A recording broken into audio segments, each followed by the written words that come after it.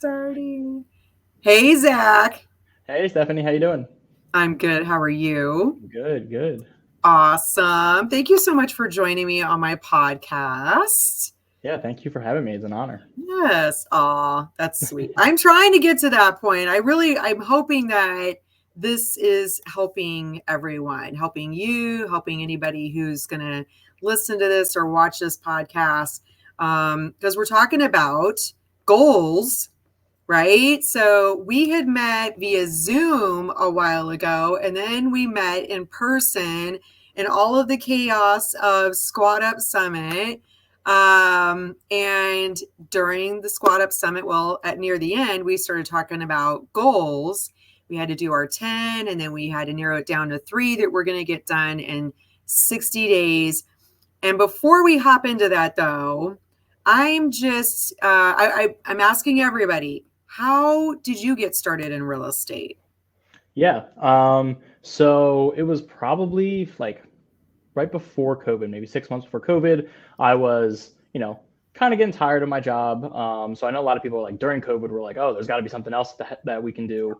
But a little bit before that, I was just like, okay, like what are my options to kind of either do something more passionate about, but not have to worry about money, right? The W-2 is nice because you get the consistent income, Yes. but it can be very limiting. So I started to explore and came across the FIRE movement, the Financial Independence Retire Early, which led me down a rabbit hole, a lot of Reddit threads on that. And that stuff was great, but it's like, don't spend anything and invest it all into like stock market stuff. And then in like 20 years rather than in 40 years, you could retire from your job. It's like, okay, that's great. That sounds good. But there's got to be other alternatives. And Yes. as I dug into that, I came across Bigger Pockets and all of the real estate podcasts. And I was like, okay, this is something that can be quicker, which is nice. It gives you a tangible asset, which is more long term, and you're not as at much of a risk as you would be the stock market. The last thing I want to do is save for 40 years and then another '08 happens and I lose all of my retirement savings like the week before I'm going to retire or something like that. So Right. that's how I got into like interested in it. And then I spent like a year or two just learning and not really doing anything with it. And then I heard Pace on one of the Bigger Pockets, liked the community aspect of it. I do CrossFit, which is like a super community based fitness program. So I was like, okay, like this sounds great. Even if I don't know what I'm doing, there's somebody out there that I can reach out to and get help on. So I pretty much joined that and jumped right into it. Like that was the first a big ticket item that I've ever spent on my self improvement. Yeah. But first thing I did towards real estate. And so that was the like probably November, December of 21 or 22. So I've been in sub two for like 2.5 years and dove into the zero to hero and started with wholesaling and did wholesaling on and off. I wasn't super consistent with it. I didn't really love it, but just kind of stuck through it for the 2 years that I was in there. And then towards the beginning of this year, end of last year, I decided I don't want to wholesale. I got into real estate to buy, so I've been shifting out of wholesaling and starting to shift into buying. So that's kind of my trajectory from first finding out about it to like kind of where I'm at right now. Yeah. Okay. So you can't leave me hanging or leave us hanging, the people who are going to be watching this. What type of property did you decide to buy into then? Yeah, so as part of the wholesaling, I bought my first property at the end of last year. It was technically the middle of last year. Did some rehab, I burned it, and then got it rented out and refinanced Okay. towards the last quarter of last year. So single family house, a couple hours north of me, up in the Poconos. Usually a short-term rental area, but we actually long-term rented it out. It's just a Okay. really like worker area, so it doesn't really cash flow, but we were able to pull out like 30 or 40K when we did the cash Nice. out refi. So we were like, that's fine. We don't really, if it's break even, we have some money reserves ready to go. So we did it for the refi. It basically got paid Yeah. to buy the house. So what I'm focusing on now is like, that was great, but that was a ton of work getting the Yes. hard money and rehabbing it and refinancing it. Right. And the payday came, which was great, but it was from May to like September. So it was like 3 or 4 months where that was my main focus. Oh, yeah. So focusing more on, hey, we're in sub two, like let's start buying creative deals, like let's start looking at creative deals, and get into that more. I was wholesaling, so that was cash, and I bought a cash property, but now I want to get into the creative and start focusing on that. Got it. Okay. Okay. Cool. So you're still focusing then on single families, or are you gonna open that up to maybe like multi-families or pad splits? Yeah, so I mean, single families is definitely a really abundant area. So I'm definitely looking at single families Yeah. and the exit strategy, right? I'm looking for cash flow break even, long term rental, like that's fine, Okay. as long as it does that. And then the exit strategy, short term, mid term, pad split, whatever kind of Yes. helps improve that cash flow. And then at the same time, I am also looking at larger multifamily, like 5 to 20 units, preferably creative finance. Yeah. But if the cash worked out pretty well within my W-2, I can do some, try to get some good like traditional loans and stuff like that, and then Right. figure out the down payment. Okay.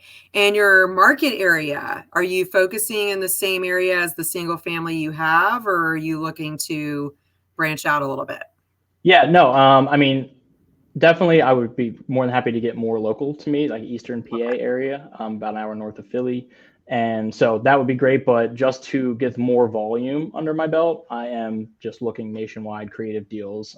I obviously have preferred states. I'd prefer to stay out of like New York, New Jersey, like California, but it doesn't mean I'll look at it. Like I just want to look at volume and kind Yeah. of get a feel for, where things are at. And if I can get more across my plate, that'll give me more chances to find something that works for me.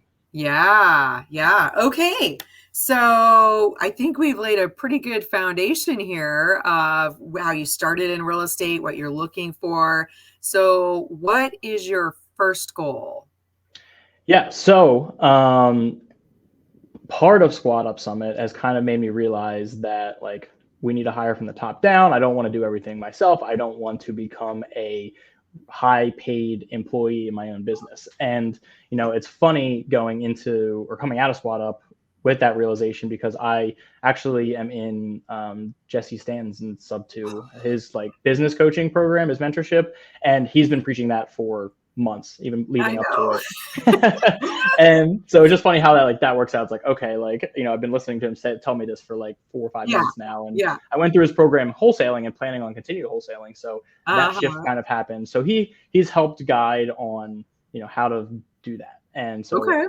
hearing it at SquadUp, how do I make that happen? So like as part of my first goal is to hire an operations manager who can help increase the amount of properties that I'm looking at. They'll do a lot of the underwriting. They will, once we find something, be able to get it from contract to closing, and then from closing to getting it rented out, whatever that exit strategy is. If some work needs to get done, some walls need to be built for pad split, they would Yeah. handle all of the operations part of that. And I would Right. just be focused on trying to get those leads in, get the capital together, and Yeah.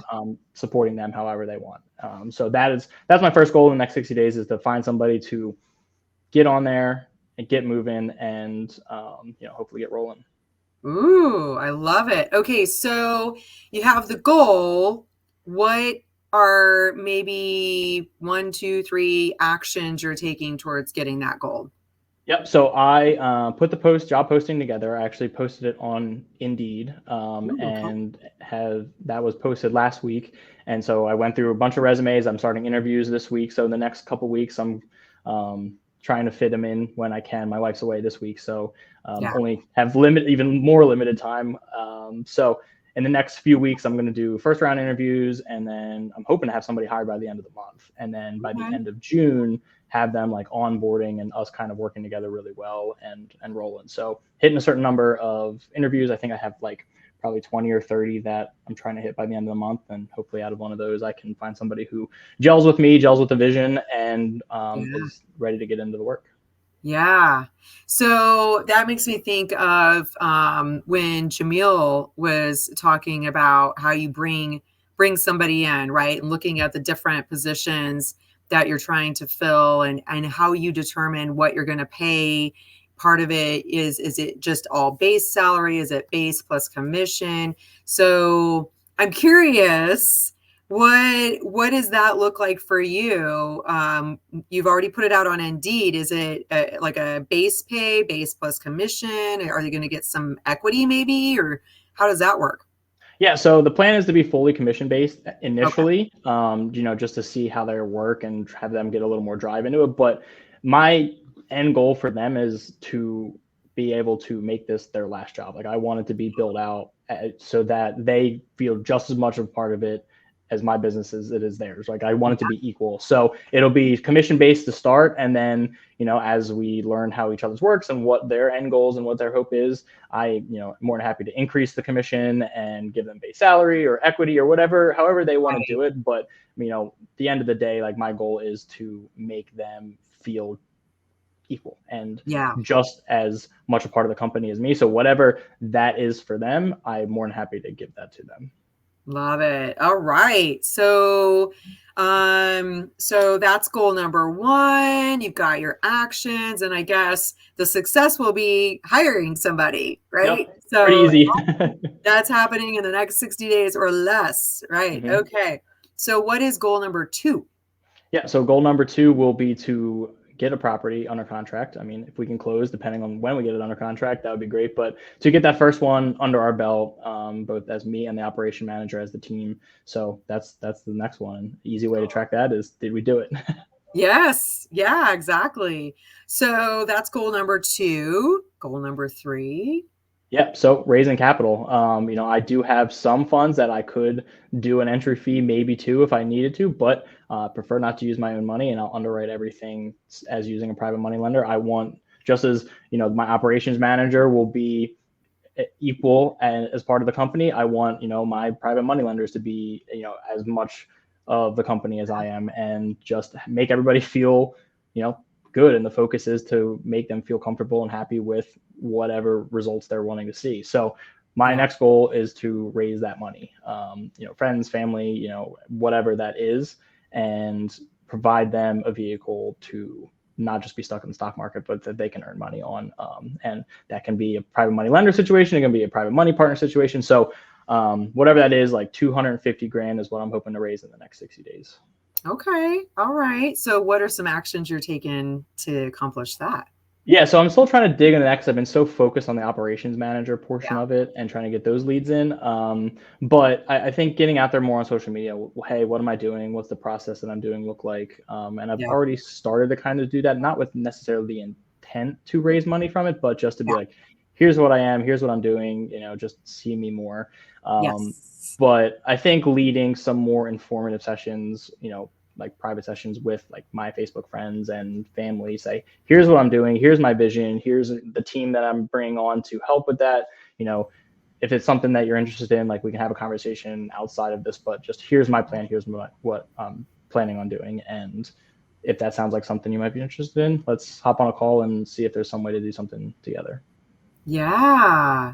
It makes me think of that Raising Capital book that I think Bigger Pockets put out there. Mm-hmm. That's a good resource. I actually was thinking, okay, maybe I need to go back and listen to that. I think I listened to that one a couple months ago. I think it's like, I know. It's like, maybe I need to go back and listen and take some notes this time. But okay, cool. So you've got your operations person you're working on. You want to have at least one deal from that in the next 60 days. And then you're working on raising capital. And you're already taking steps towards building the presence, right? Letting people get to know you, and reaching out to those PMLs, possibly private money partners. Awesome. Okay. So what we'll do is we will circle back in 60 days to talk about your status and see what your next steps are. But how do people get a hold of you? Because they're going to be seeing this. I'm sure there's going to be some operations people, some PMLs. How do they get a hold of you? You got your name in there. Is that Facebook, Instagram, or both? So yeah, just Zach Busch on Facebook. It's Busch, like the beer, not like the president. So make sure we get that. Get it all the time. And then my Instagram handle's there, Zach Busch 924. Okay. So, awesome. Do you have a preference on either one, or?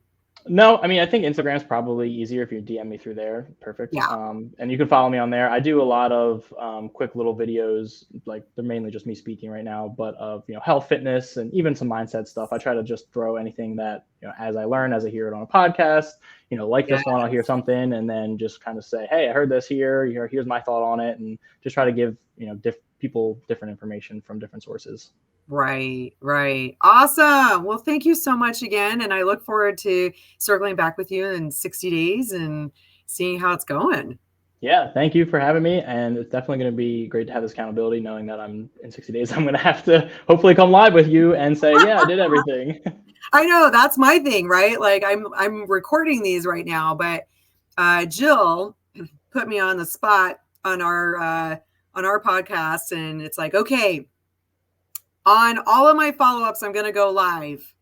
So we'll see how that goes. When's the date of the first one? All right. Thank you so much. Yes, thank you. Take care.